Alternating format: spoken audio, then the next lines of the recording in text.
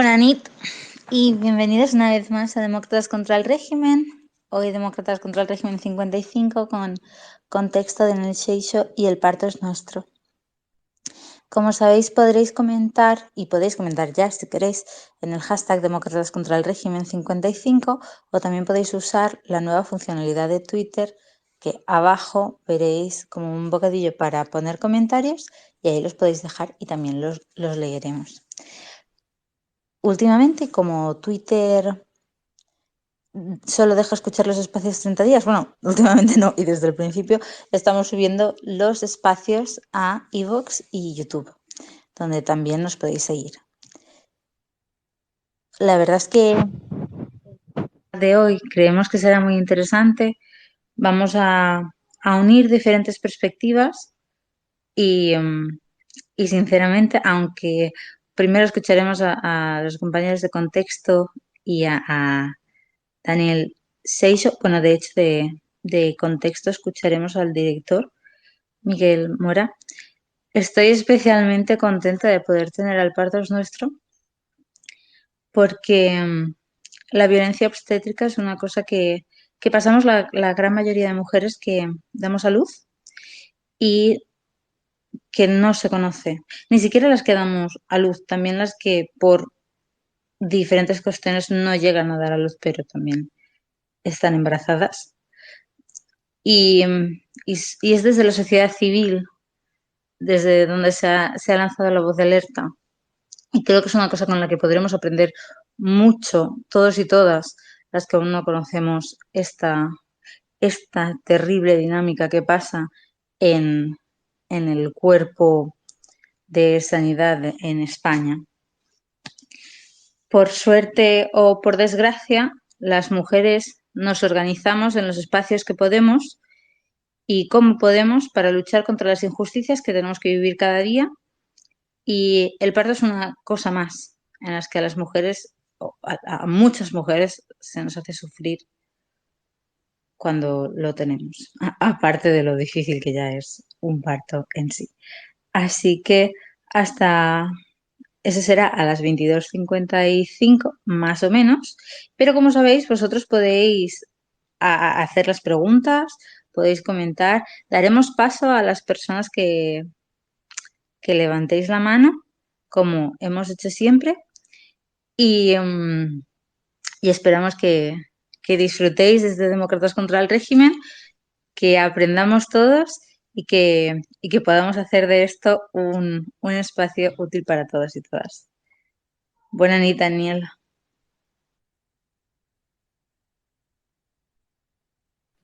Hola, obrigado por invitarme y nada, un placer, deseando escuchar a los compañeros y también a poder aportar dentro de lo que se pueda al debate. Un saludo para todos.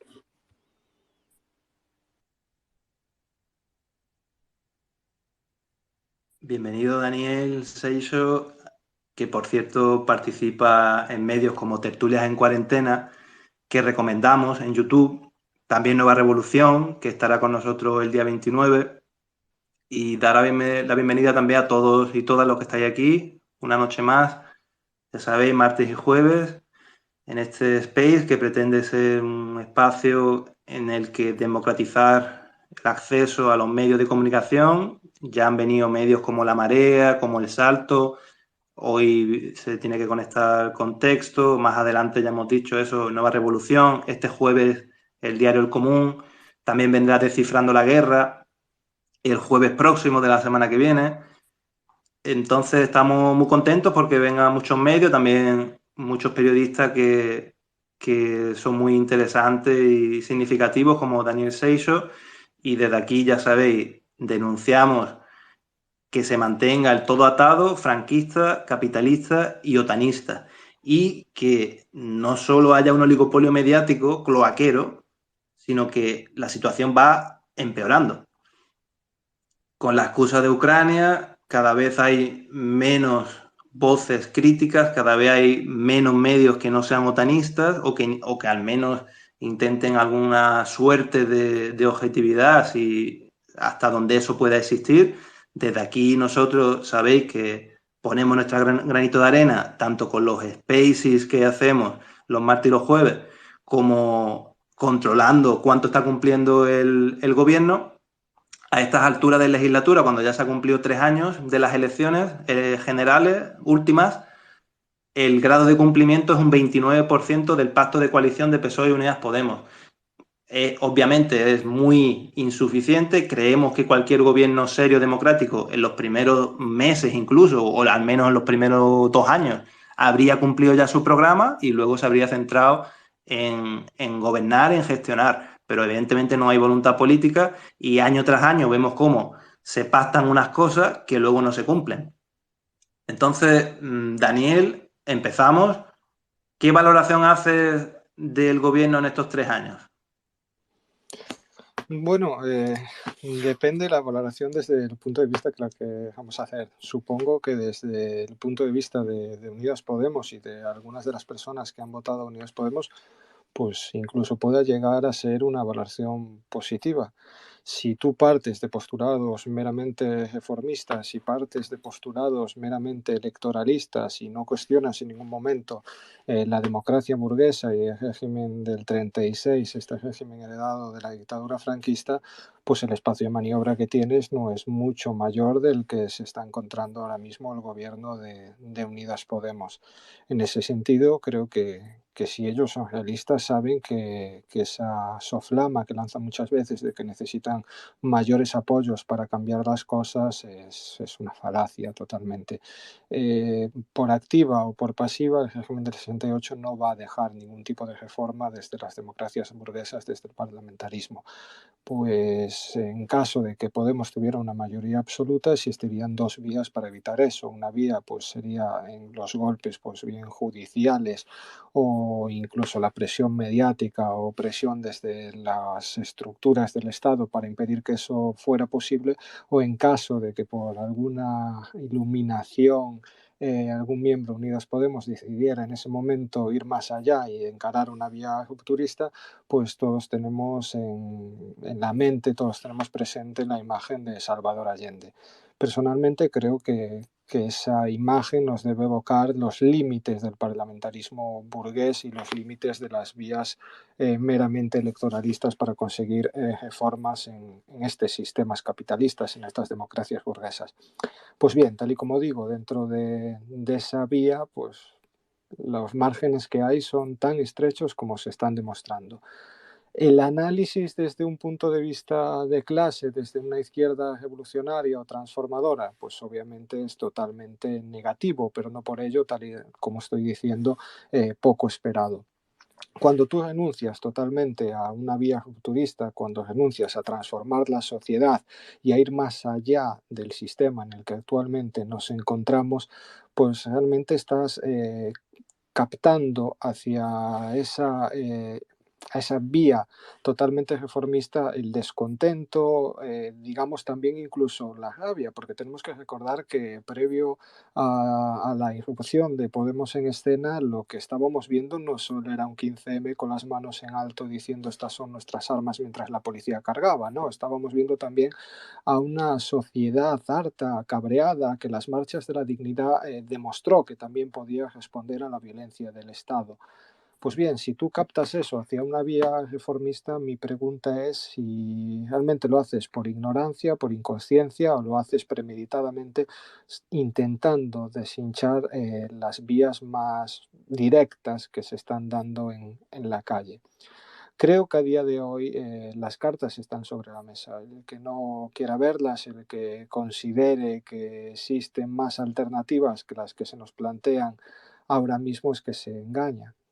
Sumar no va a aportar nada nuevo a Podemos, igual que Más País no aportó absolutamente nada nuevo a Podemos, e igual que Podemos realmente tampoco aportó nada nuevo a Izquierda Unida. Resulta incluso gracioso ver cómo ahora Pablo Iglesias se sorprende porque las tácticas que él mismo utilizó contra Izquierda Unida y, por ejemplo, también utilizó aquí contra el proyecto de Marea en Galicia se están volviendo contra sí mismo al encontrarse con una persona quizá más arribista y oportunista como es Yolanda Díaz. Yo considero que debemos dejar, volviendo a la pregunta, debemos dejar de analizar la política cada 4 años, dejar de preguntarnos qué está sucediendo en esta legislatura y empezar a preguntarnos qué está haciendo realmente la izquierda para cambiar las cosas, qué está haciendo realmente la izquierda para garantizar una salida a este sistema capitalista totalmente depredador. Y considero que cualquiera con dos dedos de frente puede ver que actualmente la izquierda está en horas realmente bajas. Pero Es que bueno, además, ahora mismo acabamos de ver las imágenes de la gran manifestación que ha habido en Madrid y digo hemos visto porque todo lo que pasa en Madrid se ve absolutamente en todos lados, no como lo que pasa en otros territorios del Estado español. Y ahí te das cuenta de cómo Podemos, si quisiese, podría haber tenido, o sea, si realmente como izquierda hubiese querido hacer un cambio estructural dentro del sistema o como mínimo intentarlo, capacidad para sacar gente a las calles. Y no digo que esta convocatoria haya sido solo de Podemos, pero obviamente, o de la esfera de la izquierda institucional, pero obviamente si la izquierda institucional quiere sacar gente a la calle, tiene los medios y la capacidad y los técnicos para conseguirlo. Así que si no está pasando ahora mismo en el Estado español, es porque no quieren. sí, ciertamente yo creo que haces bien en señalar que no este tipo de manifestaciones, intentar vincularlas a un partido político, incluso a la izquierda, resulta complicado y en gran parte resulta complicado ahora mismo porque ellos mismos se han encargado de romper totalmente el eje de clase, de romper incluso el eje izquierda-derecha y han creado una estructura de pensamiento de abajo y arriba, ellos, nosotros, los poderosos, y hay mucha gente, sí se puede ver vinculada a la defensa de la sanidad pública, pero es que después fallan los cimientos más elementales. Estamos intentando defender la sanidad pública, me parece perfecto, pero ¿alguien considera realmente que en un sistema capitalista, en un sistema totalmente desembocado a la privatización de servicios, se puede defender la sanidad pública dentro del sistema capitalista durante mucho tiempo? No, es totalmente imposible y lo hemos visto en muchos estados, lo hemos visto a lo largo del tiempo. Y si tú no vinculas un discurso de clase a la defensa de esos servicios públicos, y daría para hablar mucho si la sanidad pública que hay en las democracias burguesas es el modelo definitivo, si realmente una sociedad socialista podría ir más para allá, pero bueno, eso ya sería un debate un tanto más abstracto, ya por poner los pies sobre la tierra.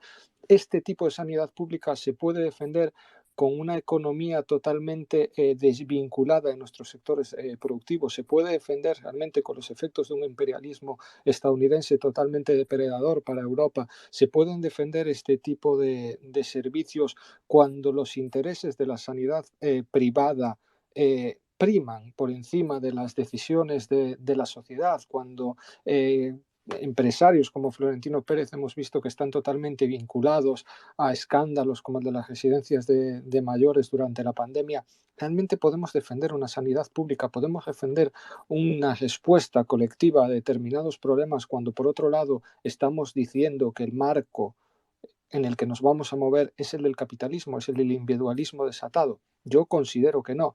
Entonces me parece que ahí está la raíz de gran parte del problema de Podemos, que sí intenta defender ciertas plazas, pero es que en ningún momento señala al verdadero agresor sobre esas plazas, que es el sistema.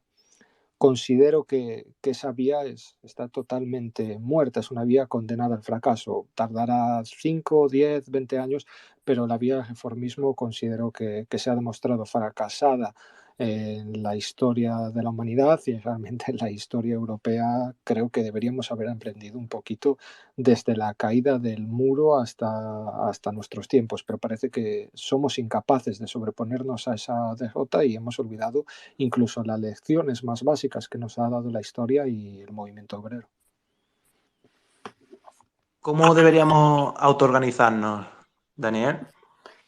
Lo primero, yo considero que hace falta retomar la conciencia de clase. Eso para mí es básico, dejarnos de experimentos extraños, dejarnos de corrientes que llegan aquí intentando inventar lo que ya está inventado y no mejorando nada y retomar de una vez por todas la conciencia de clase. A partir de ahí, resulta básico, como comunista yo lo voy a defender siempre, la presencia de un partido de clase, un partido realmente obrero.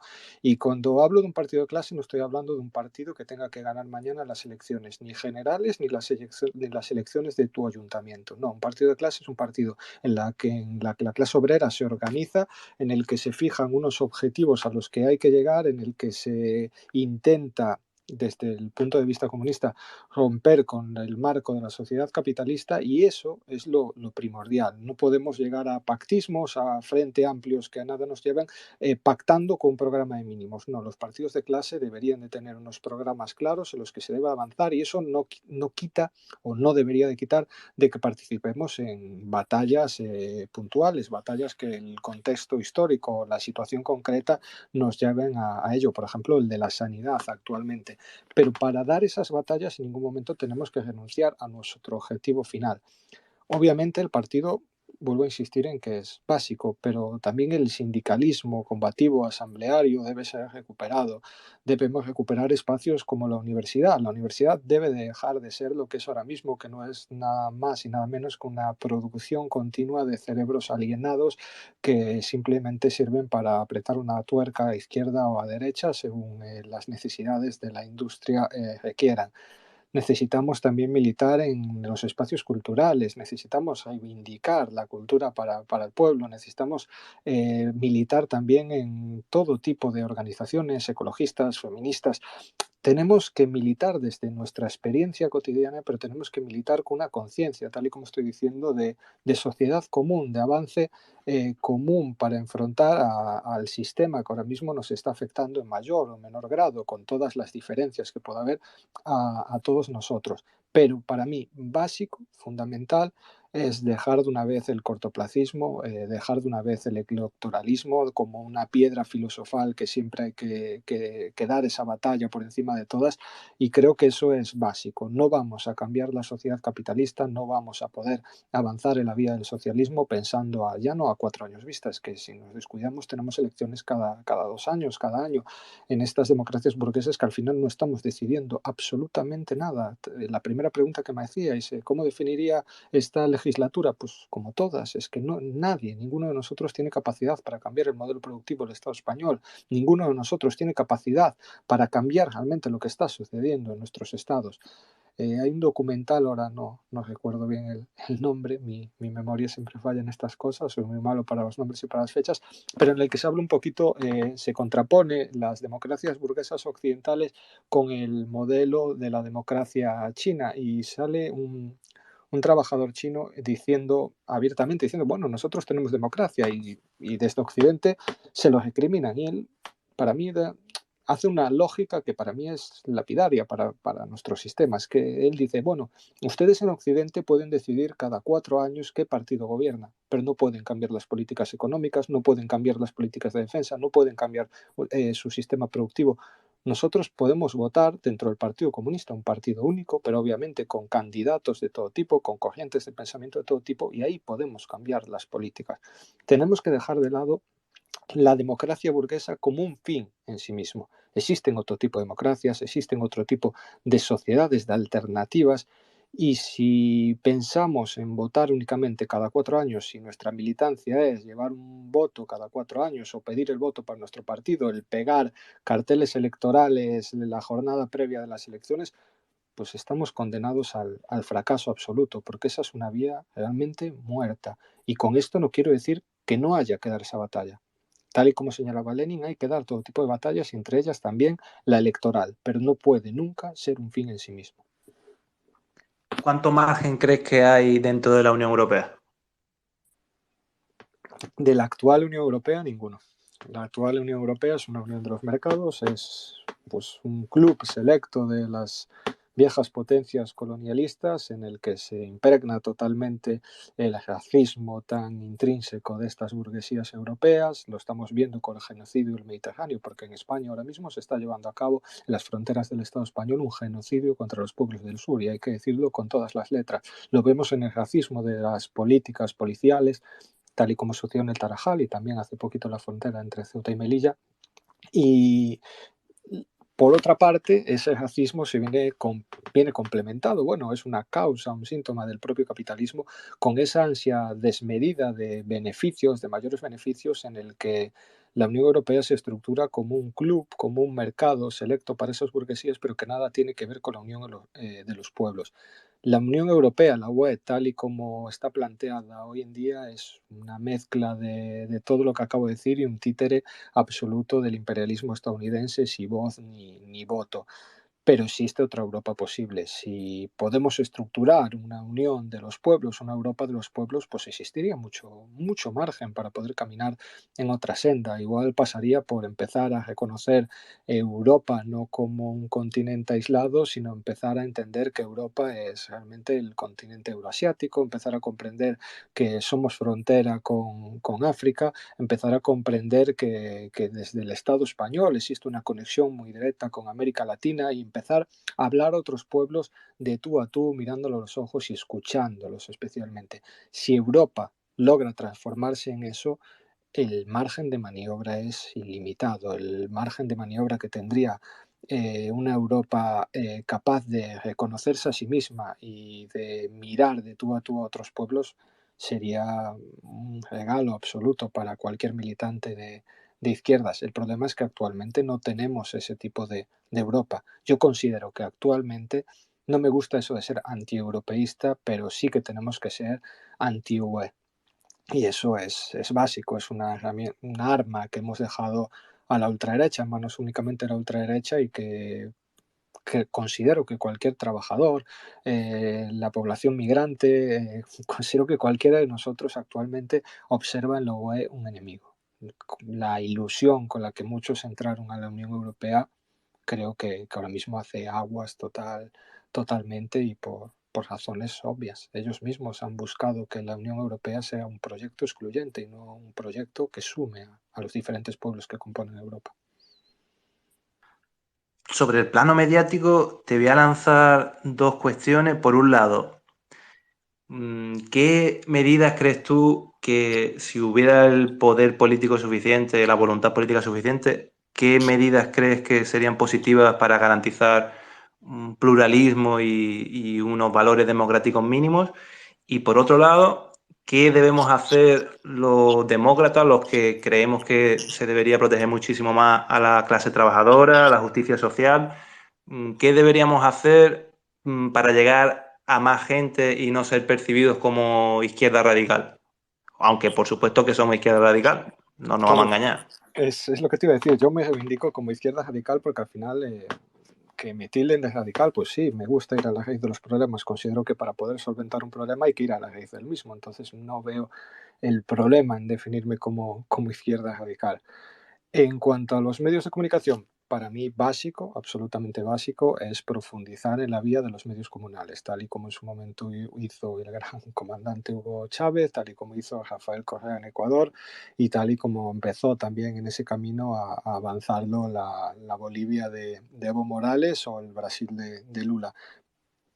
Aquí se les tildó de dictadores, se dijo que querían acabar con la libertad de expresión. Bueno, todos recordamos la imagen de Rafael Correa y ese Anita, desde que existe un dueño de la imprenta, la voluntad de la imprenta es la voluntad del dueño de la imprenta. Pues esa es la verdad absoluta.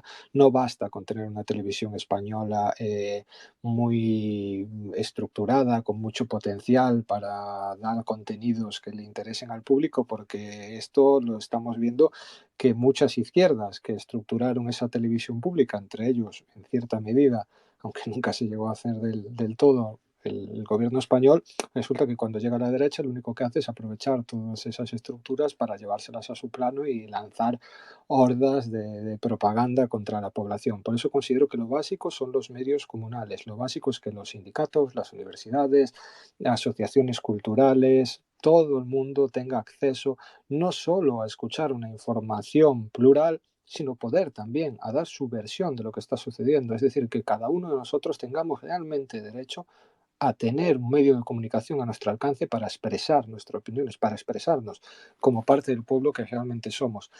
Eso no va a gustar mucho a los grandes poderes mediáticos, pero es que tampoco gusta mucho a los medios de comunicación y entre ellos a los profesionales de la comunicación. Considero que existe un cierto un cierto miedo a la hora de que la población se apropie de una voz para sí misma. No lo entiendo. Nunca he observado a la población organizada y siendo capaz de dar su opinión sobre lo que está sucediendo como una amenaza. La amenaza, la absoluta amenaza para el periodismo a día de hoy es la precariedad. Es la misma amenaza que tienen muchos de los trabajadores del Estado español. Obviamente, cuando tú estás escribiendo piezas y te las están pagando a 35 euros, de ahí sácale el IRPF, infórmate un poco, invierte un poquito en informarte sobre lo que vas a contar. Así no puede vivir nadie, más con la precariedad de saber que tú estás escribiendo piezas, en el caso de los falsos autónomos que también existen en el periodismo, y lo estás intentando colocar en los medios de comunicación. A día de hoy no existe, o casi es inexistente, una censura como la que recordamos antaño, la que el jefe de redacción descuelga el teléfono y te dice de lo que se puede hablar o no. No resulta necesario. Tú sabes qué temas tienen salida en el mercado y qué temas no. Entonces tú puedes tener mucha vocación, pero va a llegar un punto en que no vas a hablar de ciertos temas porque no vas a poder vender tus trabajos. Y esto es la censura que se autoimpone el periodista a día de hoy. Medios de comunicación alternativos que intentamos sobrevivir con las ayudas de la población, con esos micromecenazgos, está muy bien, es una vía que sí, se puede explorar, pero es que la población va a llegar un momento que tampoco va a tener recursos para eso, y quien va a tener recursos para apoyar esos medios de comunicación va a ser, ahora mismo, creo que gran parte de quien tiene esos recursos es una pequeña, mediana burguesía que tiene unos intereses muy determinados, unos intereses que en ciertos puntos de crisis se radicalizan más y apoyan a medidas más extremas, pero que no llegan a apoyar un cambio realmente radical o transformador de la sociedad. Cuando la cosa está más o menos bien para ellos, ahí se paran. Entonces, los discursos que esos medios de comunicación van a defender o van a retransmitir a la población van a ser en esa línea, una pequeña burguesía reformista. Entonces, ahí está el problema. ¿Cómo hacemos ver lo que tú me preguntabas? ¿Cómo hacemos ver respetable o necesaria, yo diría es que necesaria, una alternativa de la izquierda radical cuando gran parte de la población percibe que esa izquierda radical pues son unos locos de la colina que vienen aquí a traer esos sueños, esas utopías que por otro lado son tan necesarias? Pues la única forma para lograr que eso se establezca es darle voz al pueblo, darle voz a los trabajadores, a aquellos que cuando empieza el Estado a dar ciertas dávidas a las pequeñas burguesías, ellos levanten la mano y digan, mira, no, esto no sirve, nosotros seguimos sin llegar a fin de mes, nosotros seguimos sufriendo los desahucios, nosotros seguimos viendo como los centros escolares de nuestros hijos cada vez están más deteriorados y necesitamos un cambio profundo, necesitamos un cambio en la raíz. Necesitamos no un pueblo en armas, pero quizás sí un pueblo con micrófonos, con ordenadores y con la capacidad de comunicar lo que siente y que así llegue también a los dirigentes de la izquierda. Porque si los dirigentes de la izquierda se encierran en esa burbuja pequeño burguesa y no son capaces de estar en contacto permanente con la población, el cambio se antoja muy complicado.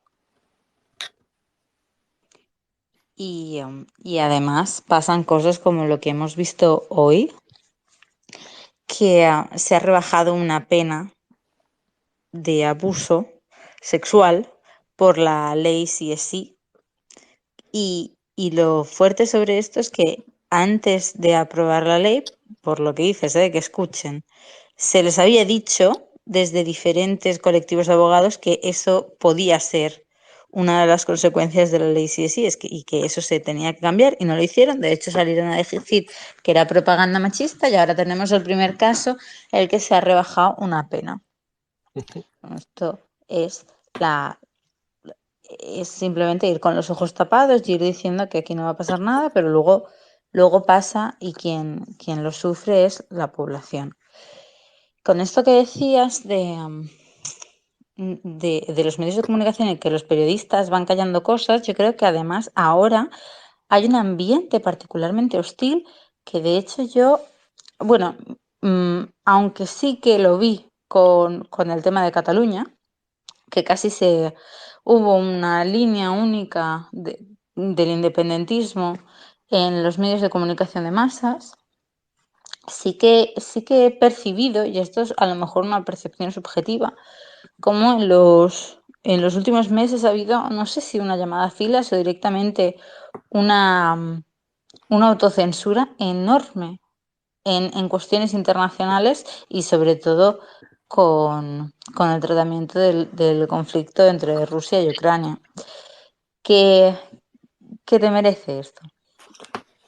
A ver, la llamada a filas de los medios de comunicación, digamos, más radicales es histórica en el Estado español. Yo quiero recordar a PPG y el cierre de Egin, y aquí nadie se solidarizó con PPG, y al contrario, muchos de los que hoy en día se denominan compañeros lo atacaron y fueron a por él porque era lo que había que hacer en aquel momento. Es decir, la violencia del Estado español, los crímenes de Estado del Estado español contra periodistas como PPG y tantos otros ha sido, a lo largo del tiempo, no se ha detenido en ningún momento. Quizás ahora se comienza a ver de una forma más clara porque el problema pues ha ido creciendo, ya no solo afecta a las militancias independentistas, ya no solo afecta a las naciones sin Estado que componen ahora mismo esta utopía, no, todo lo contrario, esta ficción llamada España, y parece que cuando le afecta a uno pues hay compañeros que se revuelven más. El tema de la guerra de Rusia, pues sí, en general ha venido a poner el foco sobre las costuras del periodismo en el Estado español, pero bueno, antes lo hemos visto en muchas otras ocasiones, y de decir aquí que hay gente que ha crecido, se ha alimentado políticamente en esas mismas cloacas que ahora se dedica a denunciar, y esas mismas cloacas están siendo recicladas ahora mismo también para promocionar un españolismo de izquierda que está ya, mal llamado españolismo de izquierda, que está ya a las puertas como reacción precisamente al proceso en Cataluña. En el plano internacional pasa una cosa, y es que Madrid nunca ha tenido una política internacional propia, siempre ha ido a remolque del imperialismo estadounidense, y aquí pues se han criado muchos pseudoperiodistas y pseudoexpertos a base de fundaciones de todo tipo que, a poco que uno tire de los hilos, pues llega a donde llega, que es a la OTAN. Y esto no es una ficción, esto es conocer un poquito la historia del periodismo en Europa, y sabemos que ha estado infiltrada desde el primer momento por organizaciones y financiación de todo tipo. Lo que quizás sí hemos visto con el tema ruso es que el racismo contra la población rusa, que se ha desbocado totalmente, que ya la izquierda, incapaz de pensar un poquito en el internacionalismo, incapaz en todo momento de razonar con un mínimo de coherencia, pues ya hay mensajes que se colan en todo momento sin que nadie reflexione aquí, como lo de la guerra interimperialista. Bueno, pues mire, podemos discutir en cualquier momento si esto es una guerra interimperialista, si Rusia se adecua al modelo estructurado por Lenin para ser un imperio o no, pero vamos a lo básico. ¿Aquí alguien se ha enterado que durante 8 años se está bombardeando la población del Donbass? ¿Alguien se ha enterado de que esa población estaba bombardeada con cazas mientras se reían de ellos, mientras decían que ponían los aires acondicionados en el techo y que explotaban y que por eso las víctimas? Es que era un cachondeo continuo durante 8 años, mientras Ucrania estaba intentando cometer, si no un genocidio, sí un desplazamiento total y absoluto de la población rusa con masacres continuas. De eso no vamos a hablar, eso no lo vamos a contar en ningún momento. Hay medios de comunicación que lo contaron en su momento, que incluso contaron cómo la Brigada Tornado iba a decir, bueno, estos militares ucranianos que ahora han sido escarcelados, pero que fueron acusados de violaciones, incluso de pederastia en el suelo de las repúblicas del Donbass. Eso se contó en su momento y se llegaron a retirar esos artículos cuando comenzó la guerra en febrero. Esto no es una casualidad. Aquí hay una intención absoluta de contar solo una versión de la historia. Aquí se nos lleva diciendo desde hace 5 meses que a Rusia se le acabaron los misiles. Bueno, pues parece que, a tenor de lo que está sucediendo en las últimas horas, a Rusia no se le acaban los misiles. Aquí se nos está contando que Ucrania puede ganar la guerra. Ucrania no va a ganar en ningún momento esta guerra. Es imposible. Y eso lo sabe cualquiera con 2 dedos de frente. Podrá resistir lo que resista. ¿A coste de qué? ¿De cuántas víctimas? Miles de soldados están muriendo diariamente en el frente ucraniano. ¿Para qué? Es mi pregunta. ¿Para qué? Nadie está poniendo el foco sobre esas cosas. Y no estoy pidiendo que pongan el foco desde el punto de vista prorruso ni desde el punto de vista de la izquierda. ¿Quieren ustedes poner el foco desde el punto de vista de la OTAN? Perfecto, pero cuéntenme esas cosas. Eso no lo está haciendo nadie. Nadie está haciendo periodismo en el Estado español. Lo que están haciendo es absoluta propaganda. Yo he llegado a ver medios de comunicación en los que se citaba según Washington, según fuentes de inteligencia británicas, pero ¿desde cuándo ustedes se han convertido en altavoz de las fuerzas de inteligencia británicas? Es que es un absurdo, es que cualquiera que conozca mínimamente el periodismo y vea estas cosas, se tiene que echar las manos a la cabeza. Y lo hemos normalizado absolutamente. Y lo peor de todo es que después justificamos que se quite de antenas Russia Today. Justificamos la persecución a periodistas como, por ejemplo, Elena Villar. Justificamos todas esas cosas. Es que estamos en una persecución, en una caza de brujas totalmente marcadista, y lo que no vemos es que los siguientes vamos a ser nosotros, porque que esto lo defienda la derecha, pues me parece lógico, normal, incluso sensato por su parte, pero que la izquierda esté apoyando, callando, guardando silencio ante estas cosas, es que no sabe lo que viene después, es que me parece una locura total y absoluta. Y además, las veces, incluso en medios considerados por algunos progresistas que llevan a expertos, luego indagas un poco de dónde proceden esos expertos y vienen, por ejemplo, de la Fundación Real Instituto, bueno, no sé si es una fundación, pero del Real Instituto Elcano, cuyo jefazo y el creador y fundador es el actual rey de España, heredero de Franco, cuando era príncipe. Y eso en los supuestos medios progresistas. Entonces, te quería preguntar por eso y luego la siguiente será Piedad, que ha entrado como hablante.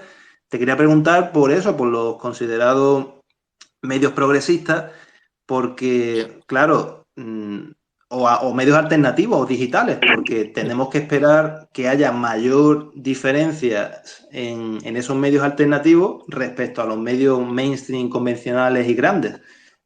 Uno de esos temas clave en los que debería haber mucha más diferencia es el de la OTAN que estamos hablando, otro que ha salido fugazmente antes sobre el tema del centralismo de Madrid.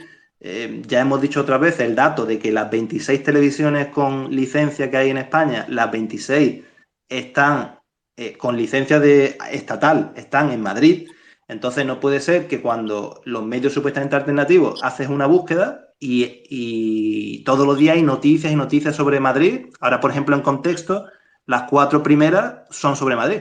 Las 4 primeras noticias en portada, por poner un ejemplo. Pero podés ir a otros medios de comunicación supuestamente progresistas, haces una simple búsqueda en Twitter y con la palabra Madrid y te salen decenas y decenas de noticias. Luego pon otros territorios que están igual o más poblados que Madrid, por cierto, u otros que están menos poblados también, cualquiera, y se habla muchísimo menos. Entonces, si salvas algunos de estos medios, de los que son más conocidos, y cuáles recomendarías de los que sean menos conocidos. Y por último, recuerdo a la gente que puede participar que ahora nos aparece que hay 3 solicitudes, pero ya sabéis que hay problemas técnicos algunas veces, bueno, o casi siempre con el tema de las solicitudes. Entonces, si sigue sin llegarle a quienes la han solicitado la palabra, pueden escribirnos por mensaje directo y tal cual lo pongan, pues lo leeremos. Adelante, Dani. A ver, yo voy a ser sincero porque no puede ser de otra manera. La verdad es evolucionada. Yo no recomendaría ningún medio del Estado español, ninguno. O bueno, por lo menos no medios generalistas o de estos, digamos, independientes llamémoslo, de primera línea. Sí recomendaría leer a algunos autores, aunque con alguno de ellos no coincida al 100% de su visión. Se recomendaría, por ejemplo, leer a Rafael Potts, porque me parece una persona honesta, una persona con su propio punto de vista y que lo defiende. Para mí, simplemente con que un periodista sea honesto y un periodista procure transmitirnos su verdad, porque no considero que pueda existir algo como una objetividad absoluta. Todos tenemos determinados condicionantes que nos hacen ver la realidad de una u otra forma, aunque existe una verdad, pero quiero decir que a la hora de narrar estos conflictos internacionales, pues existen claros matices que parten también de las personas. Pero sí recomendaría leer a Rafael Potts, recomendaría leer a Augusto Zamora en público, aunque no va a poder ser porque lo censuraron precisamente por un artículo a raíz de la guerra en Ucrania. Y después pues recomendaría autores ya en formato libro o en otro tipo de programas, un programa como este en el que pues hay abierto una participación abierta. Obviamente pues voy a bajar para casa a recomendar Nueva Revolución o Tertulias en Cuarentena con todos nuestros defectos.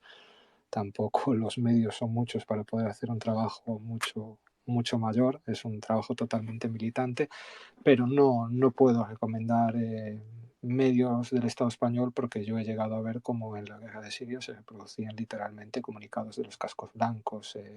Cuando hay que atacar a Nicaragua, todos al unísono aparecen noticias sobre Nicaragua. Cuando hay que atacar a Venezuela, pues aparecían noticias de la oposición a Venezuela. Y ya no solo que sean noticias de la oposición a Venezuela, sino que son noticias, en el caso de Nicaragua o Venezuela, que salen de ámbitos muy concretos, ámbitos que obviamente cuando uno conoce un poquito ese mundo sabe que llegan a las redacciones puntualmente.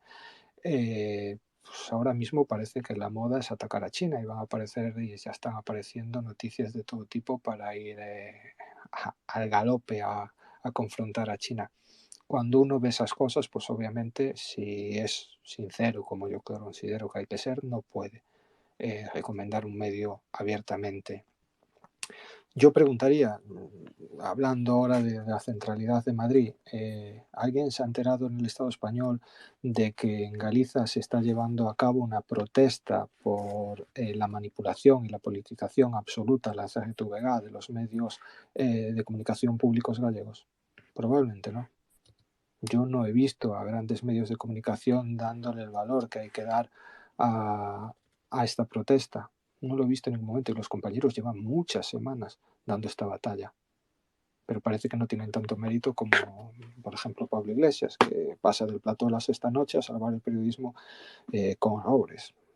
Vamos a ver, tenemos que empezar a ser un poquito sinceros y miren, pues aquí no va a salvar el periodismo la mano de Fejeras, obviamente, pero tampoco lo vas a salvar de la mano de otro empresario que tiene unos intereses diferentes y que te ha puesto ahí en antena para lo que te ha puesto. Te quiero decir, el periodismo lo va a salvar la sociedad y lo van a salvar iniciativas de parte de los propios periodistas, como estoy hablando en este caso de los Benjes Negros, pero también las protestas de la sanidad. Yo me alegro, soy el primero que se alegra mucho, así lo he expresado en redes sociales, por la inmensa manifestación que hemos visto en Madrid en defensa de la sanidad pública. Pero es que da la casualidad que un año antes, justo un año antes, creo que con la diferencia de un día, la sociedad gallega se estaba manifestando masivamente en Santiago para la defensa de la sanidad pública. Aquí vemos como cada pequeño centro sanitario tiene esa protesta y a muchos médicos comprometidos en esa batalla. No hemos recibido tampoco ningún tipo de foco en ese sentido, y es que la centralidad absoluta de Madrid en el panorama mediático, que no es otra cosa que el reflejo de la centralidad absoluta de Madrid en el plano político, hace que estemos totalmente desconectados unos de otros y que las luchas se vean en muchos casos de una forma totalmente parcial. A mí, en cierta medida, no me molesta, es la constatación de que la política española sigue considerando que hay territorios que realmente no pertenecen al Estado español, o si lo hacen simplemente en el ámbito de una sumisión total y absoluta. Vuelvo a lo mismo que ya he citado anteriormente. Necesitamos que la izquierda empiece a conocer a sí misma y a conocer a otros pueblos, porque somos incapaces de conocer lo que sucede en el País Vasco, lo que sucede en Cataluña. Sí, hola, buenas noches. Sí, perdona, Daniel, Que continúa, que sobre... se ha mezclado. Piedad, un momento, termina Daniel. Sí, y es ya que me ha continúas saltado, tú. no sé por qué. Nada, simplemente decir eso, que necesitamos pues conocer lo que sucede dentro del propio Estado español. Pues las protestas que hubo en el metal en Andalucía no son unas protestas que se den en una empresa de forma descolgada, no, existen unos problemas estructurales que afectan a todo el Estado y que en cierta medida afectan o estallan en ese momento en Andalucía, pero que tienen que ser aprovechadas, esos ecos tienen que ser aprovechados en el resto del Estado. Necesitamos que los medios de comunicación del Estado español no solo den voz a las luchas de todo el Estado, sino también empezar a conectar esas batallas con lo que sucede en el sur global. Hablábamos de la guerra de Rusia, hablábamos también de la crisis de los sistemas de sanidad o de ese gran paraguas de la sanidad pública en Europa. Tenemos que empezar a ver que esto lo estamos sufriendo en Europa, pero que viene también de una explotación total y absoluta del sur global. A mí me hace mucha gracia cuando el no a la guerra se da aquí ya, pero y en Yemen, y en Palestina, y en el Sáhara Occidental, y en Sudán, el periodismo tiene que empezar a ver las cosas en un contexto amplio y creo que para eso es básico, vuelvo a insistir una vez más, que la comunicación se dé en un sentido de pequeña comunidad y también de ahí poder ir creciendo y depurar el periodismo desde abajo. Desde arriba no va a suceder. Los grandes salvadores, ni la política ni el periodismo, sirven absolutamente para nada. Esa visión mesiánica es una vía al fracaso absoluto. Piedad y luego Aurora.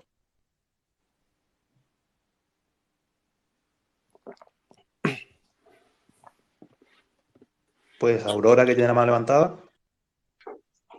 No, yo simplemente era, en el momento en que estabais hablando de las cadenas de televisión, de radio y tal, solo deciros que yo vivo en un pueblecito pequeño de Castilla y León. Aquí la SER no se escucha, ya os lo digo, solamente Radio María, la COPE. Estoy hablando de radio. O sea, tú pones la radio en el coche, ya puedes buscar la SER que te va a salir en cuanto te cruces con un alambrado, es imposible escucharla. O sea, luego se sintoniza de puñetera madre lo que es la COPE, Radio María, todas estas. También yendo para Asturias, decir que pasa exactamente lo mismo. O sea, hay una gran parte de Castilla y León que solamente se escuchan esas emisoras y las otras te cuesta un mogollón escucharlas. O sea, yo me informo por medio de YouTube, lógicamente, y de Twitter. O sea, para mí mi periódico pues es mis periódicos, porque hay varios. El Plural, así, CTXT, que no sé si se llama así, Jusepol, no sé decirlo bien, pero bueno. Pero es imposible en Castilla y León, gente normal que se puede informar a nivel de radio sin satélite, o sea, lo que es radio normal, televisión normal, imposible, está todo manipulado. Era solamente para decir eso, dar mi opinión de vivir en una aldea y que sea imposible informarme de manera legal. Gracias, Aurora. Comparto con Aurora eso, que también vivo en esa que llaman Galicia profunda y también tenemos problemas por las conexiones radiofónicas en muchos casos. Quería recordar un segundito, si me permitís, decirle a la gente que si puede se informe un poquito sobre el caso de Cuac FM, una radio comunitaria que aquí en Galiza, en Coruña, tuvo un caso muy paradigmático para que veáis que realmente al sistema le molestan esas radios comunitarias, le molestan realmente esas radios libres y conociendo ese caso creo que podéis también un poco interiorizar la importancia de que esas iniciativas salgan adelante. Cuac FM. Yo como anécdota diré que durante algunos años en mi teléfono fijo se cogía Radio María. Y mientras hablabas por teléfono se escuchaba la misa detrás. Esto no es coña. Piedad. Sí, buenas noches. A ver, un poco seguir con el hilo de lo que ha dicho el compañero Daniel sobre la guerra de Ucrania y todo esto. ¿Cuánto tiempo crees que nos falta para ver cómo vuelven sacos con soldados muertos a Estados Unidos? A ver, tenemos que tener en cuenta una cosa curiosa y peligrosa. Estados Unidos ha sido capaz de levantar un imperio sin sufrir en su propio suelo una guerra. Ha sido capaz de levantar un imperio sin sufrir. Sí ha sufrido bajas en muchísimos conflictos a lo largo del tiempo, pero no ha sufrido una gran catástrofe militar en la que sí tenemos Vietnam, tenemos pérdidas obviamente en Afganistán, pero no ha sufrido, sí muchas derrotas, pero una absoluta, un golpe de mano, hasta ahora no lo ha sufrido. Y eso lo convierte en peligroso porque Estados Unidos no sabe realmente, a pesar de llevar adelante tantas guerras, no sabe realmente lo que es la guerra.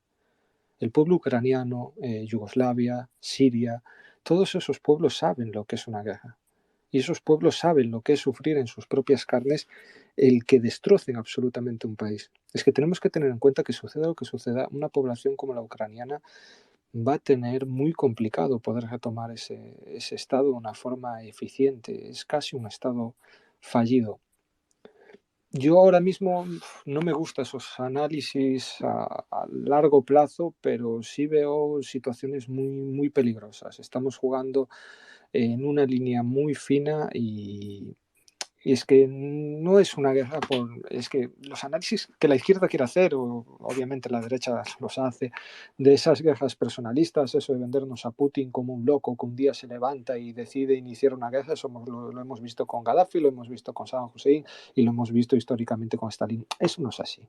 Y considero que especialmente una militancia marxista con un poco de seriedad tiene que ver el por qué llegamos a este punto. Obviamente el mundo está cambiando, eso creo que todos lo podemos ver. Existe una diferencia muy grande entre el mundo de hace apenas medio siglo y el mundo que tenemos ahora mismo, que estamos entrando a las puertas de ese cambio de grandes paradigmas. La acumulación de capitales, las tasas de ganancia, todos esos factores tienen mucho que ver con lo que estamos sufriendo. Obviamente, Europa es la gran perdedora en este sentido. Nosotros estamos viendo cómo están surgiendo potencias, especialmente los BRICS. Ahí tenemos a China, tenemos a Brasil, tenemos obviamente a Sudáfrica, India, incluso Pakistán. Tenemos a muchas potencias que están emergiendo y que obviamente quieren también una prosperidad para su población y quieren una parte mayor del pastel. Especialmente en ese juego tenemos a China, que ha demostrado que desde un sistema en vías al socialismo, pues es capaz de ser mejor que las potencias capitalistas a su propio juego. Pues bien, cuando el pastel se reparte entre más comensales, empiezan los problemas, porque obviamente Estados Unidos no quiere renunciar ni a un ápice de su trozo del pastel. ¿Y cómo es la única forma de enfrentar eso?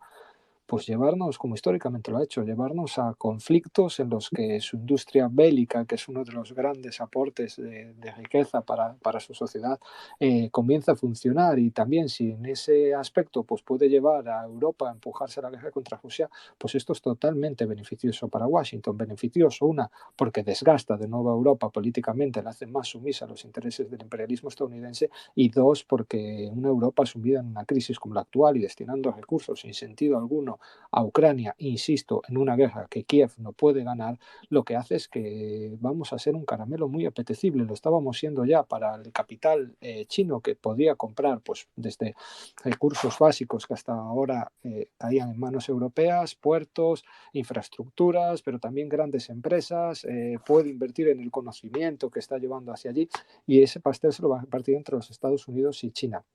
Y me gustaría también señalar que aparte de esa circunstancia en la que Europa va a ser troceada entre los intereses estadounidenses y chinos, también que no perdamos de vista que la guerra en Ucrania es un previo de lo que va a suceder en Asia Pacífico y que ya estamos empezando a ver. La gran guerra de los Estados Unidos, el gran enfrentamiento militar de los Estados Unidos, y así lo ha declarado la OTAN en sus últimas reuniones, es contra China. La gran guerra se va a dar en el mar de China y Asia-Pacífico es un elemento que va a entrar en juego tarde o temprano. Obviamente la OTAN sabe que para poder enfrentarse a China necesita debilitar el patio trasero de China, que no es otro que Rusia. Esa alianza entre Rusia y China debe ser debilitada para que la OTAN tenga un mínimo de posibilidad a la hora de un enfrentamiento con China.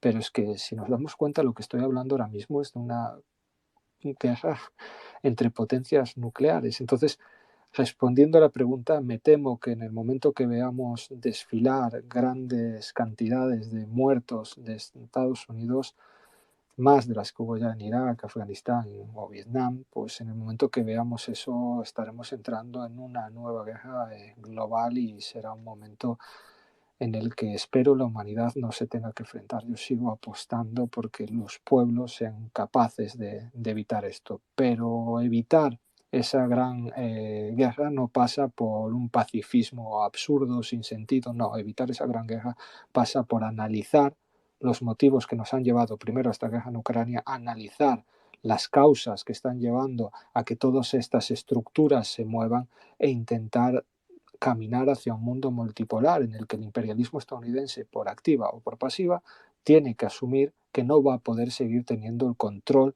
de lo que sucede en el mundo. No puede seguir siendo el sheriff de este planeta. Y si eso no entra en la cabeza de los Estados Unidos, tenemos un problema. Y si la izquierda es incapaz de ver que hay que hacer que Estados Unidos le entre en la cabeza que no puede seguir siendo el sheriff del mundo, pues tenemos un problema muy más grande.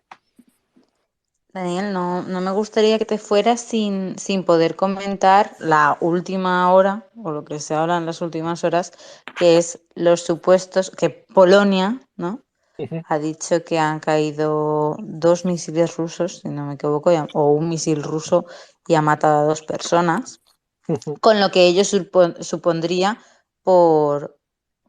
a toda la OTAN, ¿no? Bien, yo salgo justo ahora de un evento de militancia interna que hemos tenido en Tertulias en Cuarentena, y he podido seguir un poquito las noticias así atendiendo a las dos cosas a la vez. Pero bueno, así a grandes rasgos por encima señalaría que me extraña lo que ha sucedido en Polonia. Me extraña que en unos bombardeos que Rusia ha llevado a cabo, sobre todo Ucrania, a pesar de llevarse misiles desde hace, no sé, desde febrero casi, que parece que no tiene misiles Rusia, no sé cómo puede ser esto posible, pues parece que Rusia ha llevado un bombardeo en toda Ucrania y las víctimas civiles son casi ninguna. Es decir, los bombardeos, es que comparemos los bombardeos que llevaba la OTAN en Yugoslavia, los bombardeos que llevaba a cabo la OTAN en Siria, los bombardeos que llevaba a cabo la OTAN en Irak, con los bombardeos que está llevando a cabo Rusia sobre Ucrania. Y de repente 2 misiles se desvían, creo que casi 80 kilómetros de un objetivo que no se sabe muy bien a qué viene, e impactan en suelo polaco matando a 2 personas. No sé, me parece muy raro. Lo que he visto, sin ser experto militar, también que los restos que se veían en la escena pues parecían muy similares a los S-300, a las defensas antiaéreas ucranianas. Bueno, a lo largo de toda la guerra a mí me gustaría que alguien se dedicara ya a contar las veces que se acusa a Rusia de un ataque y al final resultaban ser las propias defensas antiaéreas ucranianas. También recordarle a todos esos otanistas que ya están recurriendo al artículo número 5, que ya están diciendo que hay que entrar en una guerra, que la OTAN, que tal, que se conozcan un poquito cómo funciona la OTAN. Porque, a ver, son más otanistas que cualquiera, pero no parecen conocer que esto no es un ataque directo contra un país de la OTAN. En tal caso, esto sería un ataque contra Ucrania que por un fallo, por un error, cae en suelo polaco. No es un ataque contra Polonia. Obviamente, claro que habrá halcones de la guerra que dentro de la OTAN, los Estados Unidos, pidan ya una actuación directa. Polonia, Letonia, estos países todos reciclados para el fascismo, el nazismo más absoluto, por el capitalismo, para enfrentarse primero a la Unión Soviética y ahora a Rusia, pues obviamente serán los primeros encantados de atizar los tambores de guerra. Es un absurdo. Lo que yo tendría en cuenta, haciendo así, ya digo, un análisis a bote pronto, es que Rusia lleva tiempo castigando de forma muy severa la infraestructura de Ucrania. Ahora mismo Ucrania tiene serios problemas para poder garantizar unos mínimos de electricidad y unos mínimos de calefacción a su población a las puertas del invierno, con todo lo que eso supone, pero es que aparte la producción industrial de Ucrania ahora mismo es la nada más absoluta, y todo eso tiene que ser suplido desde la Unión Europea y desde los Estados Unidos. Y si bien las declaraciones grandilocuentes de los países de la Unión Europea prometen ingentes cantidades de dinero a Ucrania, lo que realmente está llegando ya no es tanto. La maquinaria de la OTAN y de la Unión Europea parece que empieza a perder fuerza, y parece que alguien quiso o quiere crear un escenario en el que, sin poder parar los ataques rusos, los misiles rusos por la vía militar, pues parece que los intenta parar con propaganda.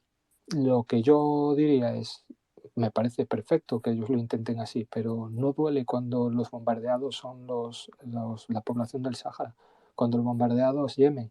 No duele cuando estamos viendo como en los últimos meses una sangría continua y absoluta de jóvenes palestinos, porque lo que está pasando ahora mismo en Palestina, ante la oscuridad absoluta de los medios de comunicación y el silencio absoluto de los estados que dicen defender las democracias, es totalmente demencial. Que no sorprenda a nadie que el régimen sionista de Israel es el régimen abiertamente fascista, y lo voy a decir con todas las palabras, pues ese régimen suele aprovechar estos momentos de tensión y de guerras y que el foco mediático está en otros lados para seguir adelante lo que siempre ha tenido en mente, que es la erradicación total y absoluta del pueblo palestino. Pues no sé, a mí me preocuparía bastante más y llevaría votaciones a Naciones Unidas más la situación en el Sáhara Occidental o en Palestina, lo que me puede preocupar esta escenificación que acaban de hacer en Polonia. Pero bueno, yo es que estoy en el lado malo del muro, como digo yo, pero comprendo que la dinámica de estas burguesías capitalistas europeas es otra, sus intereses son otros. Pues antes de dar paso a Zuriñe y a Ana Arenas para que hablen de lo que quieran, Daniel, te adelanto las dos preguntas que solemos hacer al final para que te la vayas pensando y son ¿a quién traerías al espacio que crees que sería interesante? Y para que dejes una pregunta para alguno de nuestros próximos invitados, que será el jueves, estará el diario El Común, Karen Méndez, la periodista que era corresponsal de Sputnik y ahora está en Venezuela, y José Villarroya, que quizás sea el único marxista o comunista que está en grandes medios, y el truco es porque habla de fútbol y no habla de política en esos grandes medios. Sí habla en la tertulia en Cataluña, de 8TV, y entonces tendremos el jueves la ocasión de poder hablar con él largo y tendido sobre política y no sobre fútbol. Y pues eso, que te vayas pensando una pregunta para dejarle o a los tres o a uno de ellos. Y mientras, pues, antes de pasar la palabra a las compañeras, voy a leer lo que han dejado en el hashtag los oyentes. Pachi, desde el principio, ha puesto buenas noches, procedo a ocupar mi localidad. Gracias, Pachi, siempre bienvenido. Zuriñe, que ahora va a poder hablar, ha escrito, qué gusto siempre escuchar a Dani Seixo. Y ya que estoy por aquí, ¿para cuándo un programa sobre la ley trans? Va a ser uno de los mayores ataques a la izquierda y uno de los mayores triunfos del capitalismo. Demócratas contra régimen 55. Martitze le responde, sin duda alguna, estaría bien saber por qué hay intelectuales capaces de ver clara la necesidad de que las y los trabajadores recuperemos la conciencia de clase y la lucha organizada, pero se ocupan nada o muy poco en analizar y divulgar las consecuencias de las leyes trans. Asako ha puesto, qué pena no poder continuar con la transmisión, a ver si la próxima, mucho ánimo. Pues puedes escucharlo a saco, gracias por el interés, porque lo subiremos a iVoox y a YouTube, el programa. También lo puedes escuchar en Twitter en los días hasta que lo borren. Y Rubens nos ha puesto un placer, Ubi, o camarada Seixo Dani, abrazo. Y perdón si no lo he leído muy bien. Zuriñe, adelante, bienvenida y de nuevo, muchas gracias por conectarte. Gabón, buenas noches a todas. Qué alegría escucharos y como he dicho, escuchar a Dani. Yo quería comentar una cosa sobre lo que estamos hablando. Ahora que se está hablando tanto de revisar el delito de sedición, etcétera, yo llevo meses pensando que hay que juzgar a todos y cada uno de los gobiernos de los países europeos y al gobierno de la Unión Europea por alta traición. Porque yo no tengo todavía claro, supongo que desde mi ignorancia política, por qué narices la Unión Europea y todos nuestros países que estamos en ella, los gobiernos, nos han metido en esto. Porque uno puede tener claro la motivación rusa, puede tener clara la motivación estadounidense, por supuesto, pero es que nosotros llevamos pegándonos tiros en el pie que ya estamos subiendo y nos lo estamos pegando en la cabeza. Claro, no se lo pegan ellos, nos lo pegamos los de la calle, la gente, los ciudadanos. Pero ¿cómo es posible que nosotros nos hayamos metido en este embolado que nos va a tener un invierno frío, un invierno sin calefacción, un invierno con una inflación disparada, una recesión en puertas cuando estábamos levantando la cabeza por enésima vez después de la crisis, después de la pandemia y después de todo? ¿Pero qué es esto? O sea, ¿a dónde nos está llevando esa gente? A los que nosotros les pagamos para que nos gobiernen. ¿A meter la lengua con perdón en el trasero de Estados Unidos? ¿Pero qué es esto? ¿Y dónde está la izquierda en Europa? ¿Qué ha pasado con la izquierda en Europa? lo único que han hecho ha sido aplaudir las intervenciones de Zelensky en sus parlamentos, de un nazi. Yo no me creo lo que estoy viendo, no me acabo de creer lo que estoy viendo y, por supuesto, no lo entiendo. A mí es algo que me está superando. Y más allá de todo, es eso, a mí me parece una alta traición a todos, pero del máximo nivel. Están llevando a todos los países de la Unión Europea a la debacle económica, a la debacle social, a la destrucción de su economía. ¿Para qué? ¿Por qué? Entre que no lo entiendo y además estoy indignada, esto es lo que quería decir. Y luego ya de otros temas hablamos cuando queráis. Un beso y muchas gracias.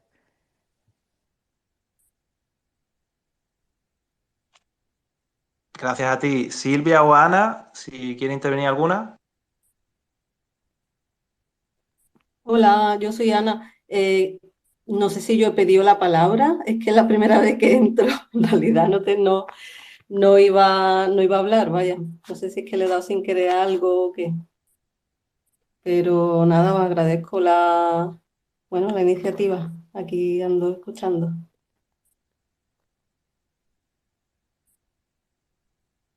Gracias a ti. Pues como tenemos a la siguiente invitada, Daniel, por supuesto, está invitado para seguir el resto del programa, que estaremos hasta las 11:15, pero le vamos a hacer las dos últimas a él y luego ya seguimos debatiendo con el parto en nuestro. Daniela, sobre las dos preguntas que te hacía antes, ¿qué nos cuentas? Pues a ver, te voy a dar dos nombres porque son dos realidades que me interesan bastante. Una es tirando siempre a esa, como digo yo, esa otra tierra que tengo ahí en el corazón. Como gallego tengo siempre morriña entre Galiza y Cuba, entonces sé que está anortado por allí, por la isla, dando mucha envidia. Entonces a su regreso, sin duda, sería interesante poder hablar del bloqueo en Cuba, poder hablar de todo ese proceso de participación política que están llevando en la isla para ver que existen otro tipo de democracias. Y por otro lado, sería también muy interesante poder contactar con Javiercho para que nos cuente un poquito lo que está sucediendo por China, para que nos narre, como él suele hacer también, la realidad del gigante asiático. Y la pregunta que le haría a la compañera, a Karen, es que nos narre otra experiencia. Si bien me parece una de las más interesantes esa modernización del campo en China, que podría explicarnos Javier Cho, la otra gran experiencia que creo que tenemos que tener todos los ojos muy atentos es el proceso comunal en Venezuela. Entonces, si Karen nos puede contar cómo ese renacer de las comunas en Venezuela, contarnos cómo se está llevando a cabo esa experiencia, considero que podríamos aprender mucho, mucho de ello. Y por otra parte, a los compañeros, pues preguntarles un poquito cómo es su experiencia desde la izquierda en los medios de comunicación en el Estado español. Pues genial, Daniel Seixo, te esperamos todos los días, vamos, que pueda, que eres aquí siempre bienvenido, y esta noche, si te quieres quedar. Y ahora pues le damos la bienvenida al Parto es Nuestro, una asociación feminista que tiene ya larga tradición. Está conectada a su socia Aranzazu, a la que le agradecemos que esté aquí. Cuéntanos, Aranzazu, ¿en qué consiste vuestra asociación para aquellos que no la conozcan? Bueno, hola, buenas noches. Bueno, primero al final tengo un invitado, ¿eh? Al final la ley de Murphy se ha cumplido, por si lo veis por aquí detrás. Pero bueno, el Parto es Nuestro, por resumirlo un poco, es una asociación sin ánimo de lucro y feminista. Está formada por mujeres, bueno, usuarios y usuarias del sistema sanitario, principalmente somos mujeres, y que lo que pretendemos es mejorar las condiciones de atención al parto, posparto, a la lactancia, ¿no? Y bueno, nació en el año 2003, ya tiene un gran recorrido para prestar apoyo a las mujeres que habrían sufrido cesáreas y partos traumáticos. Hola. ¿Perdona? ¿Se ha oído? Sí, se te ha oído, Vale. muchas gracias. Nada, perdonad. Y bueno, es lo que llevamos haciendo desde hace años, pues al final es reivindicar que otro parto es posible, ¿no? De ahí el nombre, y estos últimos años sobre todo pues la visibilización de la violencia obstétrica.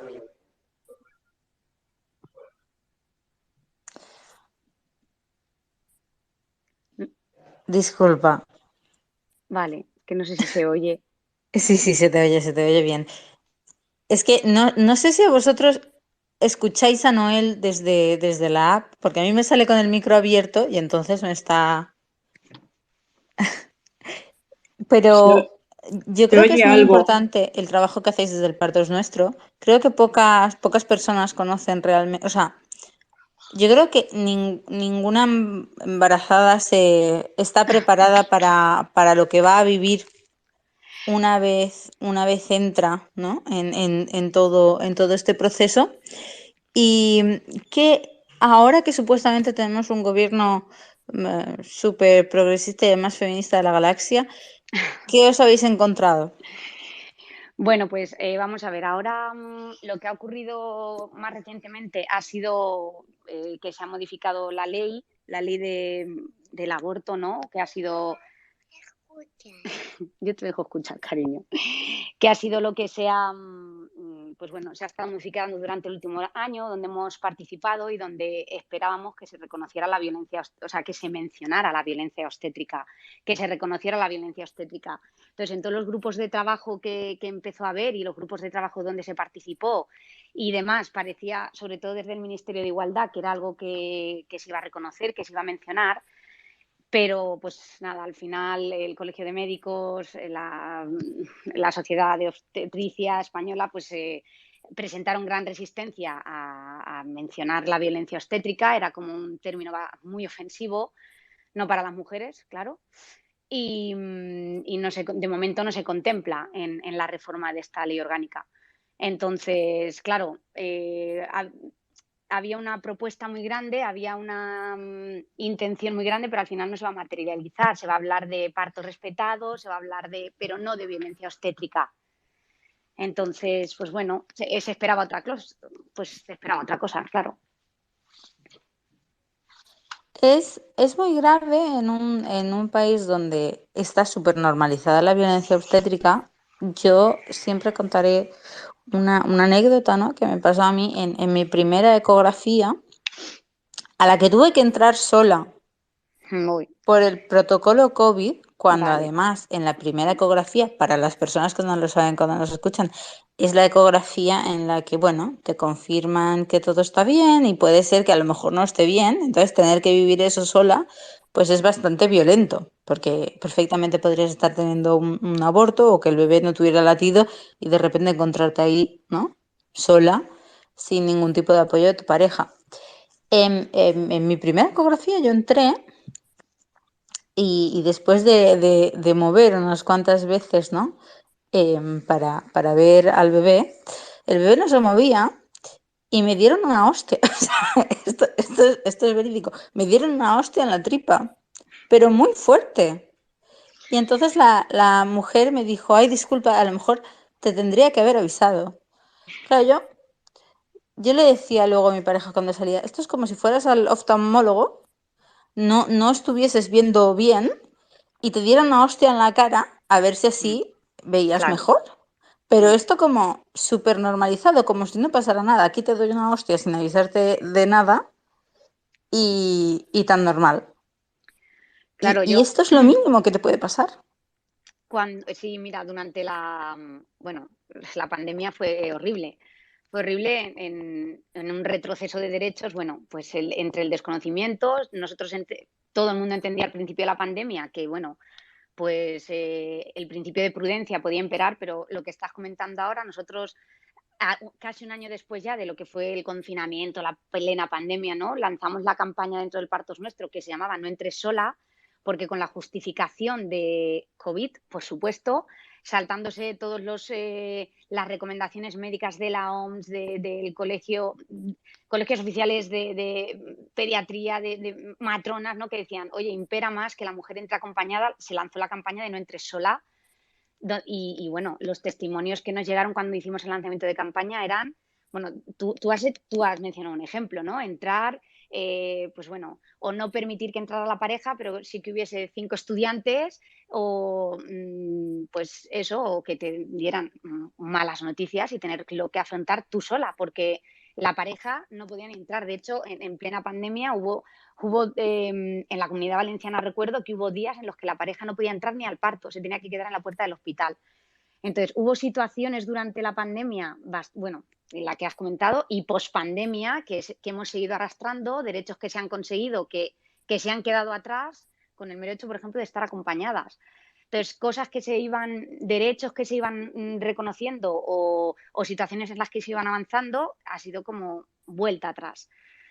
Entonces, pues sí, es que este tipo de situaciones, pues bueno, enlazando un poco con un gobierno progresista que entiendes que va a tener como reflexiones más profundas, va a velar por el derecho de las mujeres, pues no ocurrió y pospandemia y bueno, y a día de hoy, ahora con la ley, ¿no? Lo más reciente.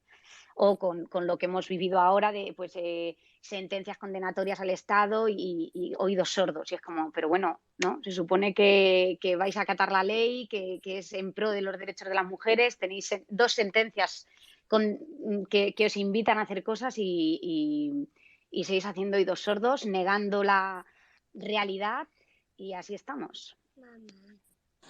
Es que además, por ejemplo, en mi caso, los bares ya estaban llenos y Bueno, efectivamente habían estudiantes en la consulta, pero yo tenía que entrar sola. que entrar sola.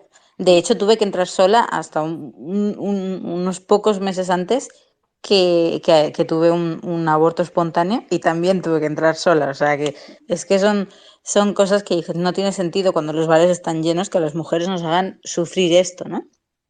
Pero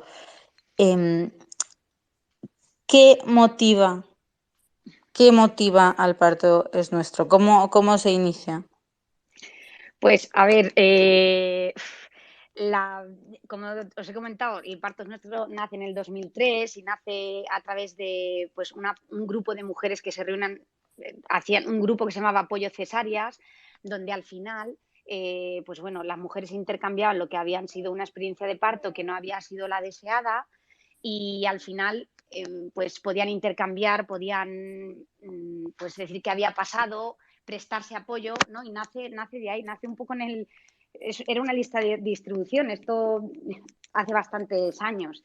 Y claro, motiva al final ver que los derechos en el parto no son respetados, que muchas mujeres comparten una vivencia no deseada, no agradable, en la que al final verbalizan que no se han sentido bien, que ha habido violencia y pues de esta unión empieza a surgir lo que es el parto es nuestro, ¿no? Esta necesidad de compartir, de apoyarse, de hablar, de apoyar, que no más adelante surgen pues lo que son los grupos que también tenemos ahora, los grupos locales donde pues nos reunimos de manera mensual en bastantes ciudades españolas y donde al final lo que hacemos es prestar apoyo, prestar información, crear un grupo de mujeres en las que pueden compartir inquietudes y pues nace del apoyo mutuo, yo creo, nace de ahí. Es que yo soy una socia muy joven, yo soy socia desde hace 3 años, pero la asociación nace en el año 2003 con esta necesidad. ¿Y cuáles son? Hay violencia, hay mucha, pero ¿qué es lo que más se suele ver? A ver, pues vamos a ver, es que la violencia obstétrica son una serie de situaciones, son una serie de vivencias, son una serie de, pues hablamos de violencia verbal, por ejemplo, violencia física, maniobras que están totalmente desaconsejadas, situaciones en las que, sí, sobre todo, nosotros hablamos cuando hay situaciones de, pues, la violencia física quizá, claro, es la que la mujer más reconoce cuando ha sufrido una maniobra de Christeller o le han roto las membranas o sufre una episiotomía cuando pues ella había solicitado o pedido o decidido que pues quería otro tipo de parto. Es que tenemos muchas situaciones. Yo, por ejemplo, gestiono la red de Instagram y hay historias que son verdaderas pesadillas que al final afectan muchísimo porque cuentan pues estas situaciones de violencia, estas situaciones de intimidación, estas situaciones de dejarse hacer porque no tenían otra salida y, claro, situaciones realmente, pues, que al final suponen pues eso, una situación para muchas mujeres, porque esto todo el rato parece que hablamos de casos aislados, en las que han vivido situaciones de mucho dolor, de mucho dolor físico, de mucha dolor, perdón, de mucho dolor en su parto. Entonces, pues es complicado.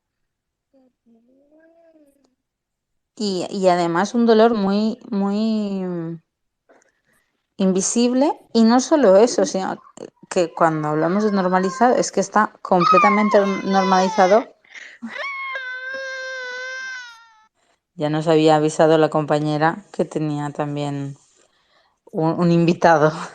A nosotros nos pasa, ¿eh? En Demócratas contra el Régimen mucho. Tenemos a nuestro Joan, que la gente que lo escucha a diario, bueno, que lo lleva escuchando desde el principio, lo sabe. Ahora ya duerme más por las noches, pero a principios de Demócratas contra el Régimen también aparecía como invitado especial bastantes veces.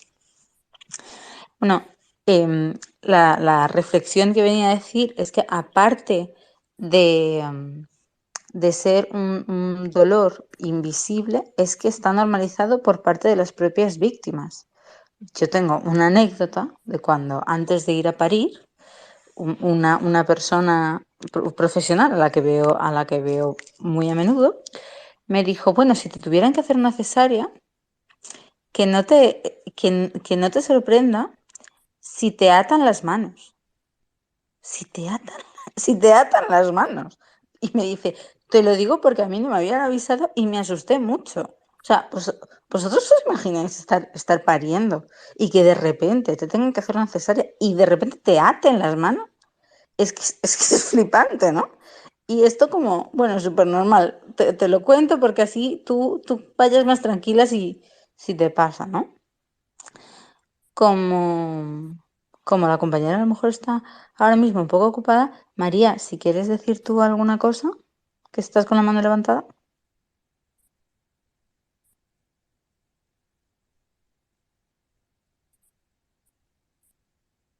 María, ¿le tienes que volver a apretar al micrófono para que se te escuche?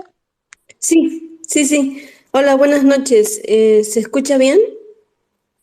Sí. Bueno, es que como estaba hablando la compañera del parto, no pensé que me fueran a dar la palabra tan rápido, perdón. Por eso no tardé en responder, vaya. Pero bueno, el asunto que quería compartir es que, bueno, recientemente leía un hilo de una usuaria que se llama la doctora Elena Casado. Y en ese hilo, pues ella, bueno, habría una cierta polémica con la cuestión del parto en casa y, bueno, un poco se creó como dos bandos, ¿no? Que si los del parto en casa eran neoprimitivistas, que si habría todo un negocio de doulas, de bañeras, en fin, una cuestión así como muy New Age, hippie. Y sin embargo, después otras mujeres, bueno, argumentaban que había una cierta motivación detrás, ¿no? Que va en relación a lo que está compartiendo la compañera de El parto es nuestro, que tiene que ver con la violencia obstétrica, que va desde lo que le sucedió a Saya, que compartía recién, ¿no? El tortazo en la panza, a pues verbalizaciones del estilo, pues la madre pues está gritando en el momento del parto y que le digan cállate, exagerada, no gritabas tanto cuando te la metieron mientras tenías relaciones sexuales o cosas por el estilo, o cosas más gruesas, ¿no? Como las maniobras que comentaba recién. Entonces yo pues le quería hacer un par de preguntas a la compañera del parto para no extenderme más. Una de ellas tiene que ver con la definición de violencia obstétrica, ¿no? que abarca un amplio rango de violencias, desde las verbales hasta las más intervencionistas, que no solamente afectan al cuerpo de la madre, sino también del bebé. Y si esa definición, sí, tuvo algo que ver con la negativa o con la falta de su inclusión en la ley que mencionaban, ¿no? De la modificación de la ley de interrupción voluntaria del embarazo. Porque tengo la impresión, o es una intuición, a ver qué me comenta, la definición de violencia obstétrica metería en muchos problemas a la comunidad médica. Y sí, y luego también cómo relaciona el parto es nuestro, este tema de la violencia obstétrica en los hospitales, con la necesidad de las mujeres de salir del sistema hospitalario y parir en casa. Cambio, Gracias, gracias. María. A ver si la Vale. compañera del parto es Sí, nuestro puede. Gracias. mira, voy a empezar por la última. Bueno, con lo que comentas de que las mujeres salgan del sistema. Nosotros lo que vamos a defender siempre es que la mujer esté informada, que la mujer se respete las decisiones que tengan, sea dentro o fuera del hospital. Durante la pandemia hablamos muchas veces de que mucha gente se interesó más por el parto en casa, por la situación que había de miedo, pues eso, la sensación de peligro que había en un hospital. Pero no defendemos ninguna opción frente a otra, defendemos que esté informada, que las decisiones que tomen sean siempre respetadas, que se dé información. Entonces, esta correlación, pues bueno, al final es, bueno, perdonaré, es complicado. Pues bueno, no la vemos tanto. Y luego, con respecto a lo de que has comentado, mira, ven aquí. Aránzazu. Espera, me voy para allá. Con respecto a lo que has comentado de la definición de la violencia obstétrica, sí, claro, ha sido el mayor problema que ha habido a la hora de la inclusión en la ley, porque al final ponía en aprietos a... Ahora viene, cariño. Ponía en aprietos pues bueno, a la comunidad médica, ponía en una situación de ¿Puedo hablar? Que soy compañera de Aránzazu del Parto es Nuestro. Aránzazu, ¿puedo retomarlo? ¿Sí? Hola, ¿me oís? Sí, ¿verdad? Sí. Sí, hola, buenas noches. Perdonad, Aránzazu, pobre, lo tenía todo planeado para estar ella sola atendiendo las preguntas y bueno, ya lo veis, ¿no? Está teniendo un poco de problema con su hijo. Voy a seguir un poquito hablando de lo que comentaba ella, ¿vale? El tema del rechazo de tanto sociedades médicas como en general la profesión médica, y especialmente me gustaría dejar claro que han sido sobre todo los ginecólogos, ¿vale? Ginecólogos obstetras es la profesión que ha presentado más rechazo al término violencia obstétrica. La Federación de Asociaciones de Matronas Españolas y otras asociaciones de matronas situadas en comunidades autónomas han dado el apoyo a que la violencia obstétrica no solo existe, sino que debe estar reflejada en la legislación y, por lo tanto, sancionada, ¿no? cuando se ejerce. Incluso hay la Sociedad Catalana de Ginecología y Obstetricia también hizo una declaración el año pasado denunciando la existencia de violencia obstétrica.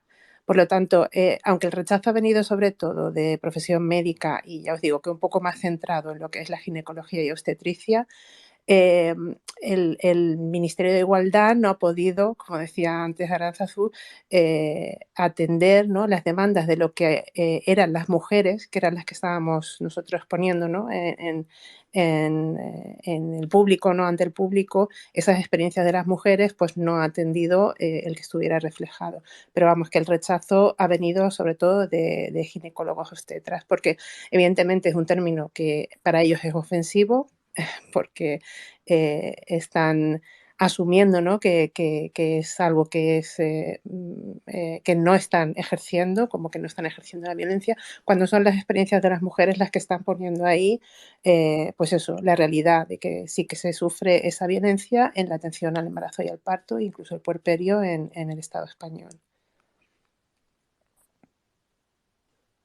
Gracias, Meisu.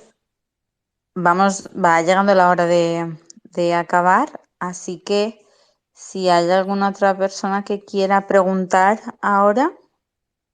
Me gustaría añadir una cosita sobre lo que ha comentado antes Aránzazu y lo que también ha comentado antes la compañera que ha hablado sobre las formas de violencia obstétrica. Una de las que a lo mejor tampoco se le da mucha importancia, pero sí que la identificamos las mujeres, ¿no? Cuando nos enfrentamos a la atención al embarazo y al parto, es el que no se respete el derecho al consentimiento informado de las mujeres. El consentimiento informado está regulado en una ley, la Ley de Autonomía del Paciente, que es una ley estatal y que es de obligado cumplimiento. Y en esa ley lo que se dice es que todos los usuarios o pacientes o usuarias del sistema sanitario tienen derecho a recibir toda la información adecuada sobre su situación diagnóstica o su situación clínica y cuál es el diagnóstico y cuáles son los tratamientos, y a decidir cuál es el tratamiento o cuál es lo que quiere hacer en ese sistema sanitario, ¿vale? En ese hospital o en ese centro sanitario. En el caso de las embarazadas o de las mujeres que van a parir, el consentimiento informado brilla por su ausencia. Primero, porque no se informa adecuadamente a la mujer, no solo de lo que es la recomendación del equipo médico, sino de las alternativas y, por supuesto, de las ventajas y desventajas de todo. Esa información la mujer no la recibe, por lo tanto, no puede expresar su consentimiento informado. O sea, realmente informada, ¿vale? Puede consentir, pero no habiendo sido realmente informada. Y esa también es una de las demandas que hemos tenido durante todos estos años, ¿no? En los que, como Aránzazu decía, hemos venido trabajando en el Parto es Nuestro, el de que las mujeres tienen que ser adecuadamente informadas y que además tenemos derecho a decidir sobre lo que se hace en nuestro parto y sobre cómo se va a proceder, ¿no? Porque son acciones o son prácticas que se van a hacer sobre nuestros cuerpos y el de nuestros hijos e hijas. Y como decías antes tú también, me parece que eres Zaida, todo lo que pase en el parto tiene un efecto muy claro, no solo sobre la salud física, ¿no? de la mujer y del bebé, sino también sobre la salud mental y sobre el estado emocional de esa madre cuando acaba de parir. Entonces, es un momento tan importante, tan decisivo y tan delicado, ¿no? Físicamente y fisiológicamente, que necesita mucho cuidado. Y por supuesto que la mujer, eso, que pueda decidir y pueda consentir, ¿no? a esas prácticas, porque todas vamos a intentar, ¿no? que durante el parto lo primero es, sobre todo la salud del bebé, ¿no? Eso creo que todas las mujeres que hemos parido lo tenemos claro, que lo primero es pensar en la salud del bebé y por tanto esas decisiones tienen que ser tomadas por nosotras, no pueden ser tomadas por otras personas, ¿vale? Aunque sean médicos o ginecólogos obstetras o quien sea, pero no deben ser tomadas más que por la persona que está pasando por ese proceso. Sin ninguna duda, y es que además yo siempre lo comparo a sentirse menor de edad. Yo cuando me quedé embarazada me volví menor de edad. Lo que yo necesitaba, lo que yo quería ya no importaba. Lo que importaba era que llevaba un bebé y entonces todo se tenía que hacer porque era necesario para el bebé. ¿Y cómo vas a decir que no? Bueno, es que tu hijo, ¿sabes? Si no hacemos esto es importante para tu hijo. Sé que lo vamos a hacer, independientemente de lo que tú pienses, ¿no? Y eso Es que un decíais, hecho, ¿no? sí, es muy común, ¿no? Hablar de esa infantilización de la mujer cuando entra embarazada a un centro sanitario. Ya no se tiene en cuenta ni que es una adulta, ¿no? Capaz, somos todas adultas capaces y mujeres con nuestros derechos y entramos en ese centro sanitario para seguir el embarazo y luego para parir y dejamos de tener voz y por supuesto decisión. Entonces, por eso hablamos de esa violencia obstétrica, de que es una violencia que entendemos también que es machista porque está ejercida sobre mujeres. O sea, aunque luego ginecología y obstetricia sea una profesión ampliamente ejercida por mujeres, desde luego viene de ese sistema patriarcal, ¿no? De controlar lo que es ese proceso y de que la mujer no tiene que tener esa voz. Entonces, también entendemos que es ese tipo de violencia, ¿no? El que tú no tienes voz Y de hecho también va un poquito en lo que decían, esa forma de hablar, ¿no? La violencia verbal, esa de nena, o tú no sabes, o tú que sabrás, o mejor déjanos a nosotros, que somos los que sabemos. Esa forma de tratar a la mujer también, pues eso, la disminuye, la infantiliza y la deja pues sin capacidad, ¿no? Sí, además es sorprendente porque dejas de ser una paciente con capacidad mental Mm. hasta tal punto que, por ejemplo, yo estaba convencida de que tenía diabetes gestacional ya para la semana, no recuerdo si era 17 o la 15, por todo lo que se estaba dando en mi cuerpo. Se lo dije a la matrona para que me hicieran la prueba y me dijo que no. O sea, se negaron a hacerme la prueba y luego, cuando me hicieron la prueba, que te meten el equivalente a 10 terrones de azúcar, te lo tienes que beber, una prueba absolutamente asquerosa. Casi me desmayo porque efectivamente era diabética y me acababan de hacer meterme no sé cuántos, o sea, no sé cuántos terrones de azúcar por la boca porque se negaron a escuchar lo que le estaba diciendo la paciente, que en este caso suele ser la que mejor conoce su cuerpo y los procesos que está viviendo. Y por el otro lado, la verdad es que yo tuve mucha suerte en mi parto. Fui atendida de manera fantástica por un equipo de matronas en el Hospital Público de Valencia, fue en el clínico, y siempre estaré súper agradecida. Apenas tuve puntos, salí sin dolor y fue con la revisión del ginecólogo que me hizo tanto daño, lo hizo tan fuerte y con tan poca consideración hacia mí, que de los pocos puntos que tenía me saltó uno. O sea, yo, los lloros que tenía posparto, diciendo, ¿cómo puede ser que no haya sufrido casi en mi parto y ahora me pase esto? Es una cosa que nunca voy a entender, ¿no? Cómo no se tiene, eres una paciente y no hay valor. Tú no significas nada para ese médico que está ahí. Además, es que también lo que dices es interesante porque también trae el tema de que es salud sexual, ¿vale? Cuando estamos hablando de la atención al parto, salud sexual y reproductiva, pero muy relacionada con nuestros procesos sexuales. Entonces, necesita también de un cuidado, como dices tú, por tu experiencia, de un cuidado, de una intimidad, de que esa mujer se sienta segura, ¿no? Porque realmente es un proceso en el que te sientes muy vulnerable, ¿no? Estás pariendo, es que en general, ¿no? Fisiológicamente se suele recordar, ¿no? Que el parto es como pues cualquier otro proceso relacionado con nuestra sexualidad, que necesita pues eso de intimidad, de tranquilidad, de no tener miedo, de no estar asustada para que fluya, porque está muy gobernado por una combinación de hormonas, ¿no? Que tienen que estar funcionando correctamente, ¿no? Que no estés llena de adrenalina porque estás asustada o porque tienes miedo o porque te están haciendo daño, pues entonces el proceso fisiológico no va a fluir. Entonces es necesario pues eso, que sea cuidado también desde que lo que es un proceso que es sensible, muy sensible fisiológicamente, pero además íntimo y privado y muy conectado con lo que es nuestra emocionalidad, ¿no? De que vamos a ser madres y que estamos en ese entorno, ¿no? De familia, de maternidad. Entonces, son procesos que tienen que ser muy cuidados por los profesionales. Y vuelvo a hablar, no por nada, pero ginecología y obstetricia se encarga en muchos sitios de forma preferente de atender los partos, y no debería ser así, porque en principio son procesos fisiológicos, ¿no? Que tienen que funcionar de una forma normal. Cuando hay una desviación, entonces sí debería estar el ginecólogo obstetra o la ginecóloga obstetra ahí para poder corregirlo, ayudarlo, acompañarlo, lo que sea. Pero en principio son procesos fisiológicos que es la matrona. En el caso de que el parto normal, sin complicaciones, que es la mayoría de los casos, aunque parezca que no, aunque parezca que siempre son terribles, ¿no? Los partos, pero no, la mayoría de los casos son partos que fluyen, tienen que fluir de una forma normal, sería la matrona la que tiene que estar cuidando, ¿no? Y que es realmente la profesional que está especializada en eso, en el acompañamiento al parto normal. Pues muchas gracias. Hoy nos hemos pasado un poco de la hora.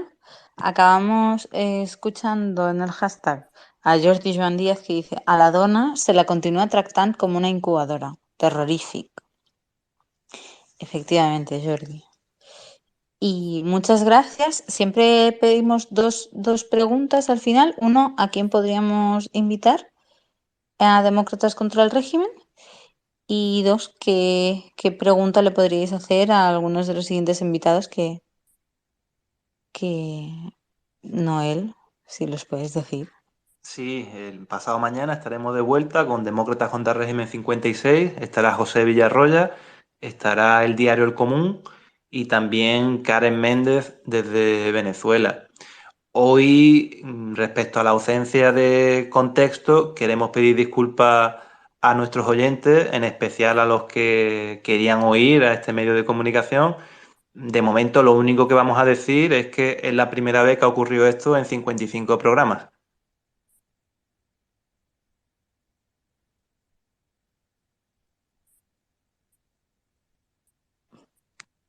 Pues si cualquiera de las dos que pueda responder a las preguntas. ¿Te refieres a nosotras? Sí, sí, sí. Pues no, la verdad es que no me he preparado, no tengo claro muy bien cuál puede ser. A ver, me decías a quién se podía invitar para las siguientes Exacto, ¿quién ocasiones. podríamos invitar? Vale, yo voy a tirar un poco también para seguir en este campo. Uno de los tipos de violencia también que se ejerce en relación a atención al parto es aquel maltrato, ¿no?, que sufren las mujeres que han perdido un bebé, tanto durante el periodo gestacional como en el parto inmediato. Estaría bien que pudierais invitar a algunas de las asociaciones que se encargan también de acompañar a esas mujeres y de defender los derechos de esas mujeres que han perdido bebés, ¿no?, a lo largo de estos procesos. Me parece interesante también, ya que estáis invitando a otro tipo de asociaciones, ¿no?, que no están tan relacionadas políticamente, sino que somos un poco más así sociedad civil. O sea, que esa a lo mejor puede ser mi propuesta. Pues muchas gracias, compañeras, y a todas las que habéis estado ahí. Es un placer estar en estos espacios democratizadores. Eso, volvemos el jueves. Hablaremos de nuevo, como hoy hemos hablado también bastante y otros días, sobre la situación internacional, sobre la situación de la clase trabajadora, cómo organizarnos, la falta de periodismo, todos esos grandes temas que suelen salir. Y la semana que viene, por cierto, adelantamos que estaremos el martes con Javier Couso, el ex europarlamentario que gustó mucho cuando estuvo en la primera temporada. Y el jueves de la semana que viene, pues estaremos con Descifrando la Guerra, el medio de comunicación, y también con Taleb Ali Salem, que haciendo nuestra la reivindicación de Daniel Seiso, que ha mencionado varias veces a Palestina, al Sáhara, pues hablaremos del Sáhara ese día y de más política internacional con ese representante saharaui y también con el medio Descifrando la Guerra. Eso será la semana que viene. Pasado mañana os esperamos con los invitados que ya hemos dicho, Villarroya, Karen Méndez y el diario El Común. Muchas gracias y buena nit, salud, democracia, justicia social.